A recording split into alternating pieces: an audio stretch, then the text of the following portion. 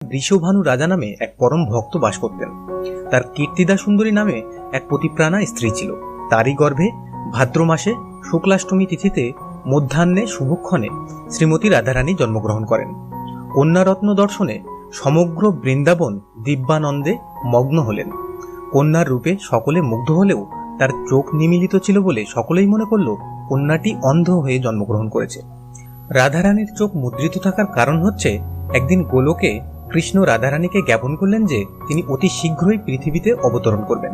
সুতরাং রাধারানী যেন সেখানেই অবতরণ করেন, কেননা সেখানে উভয়ের মধ্যে বিচিত্র লীলা মাধুর্য লীলাবিলাস হবে।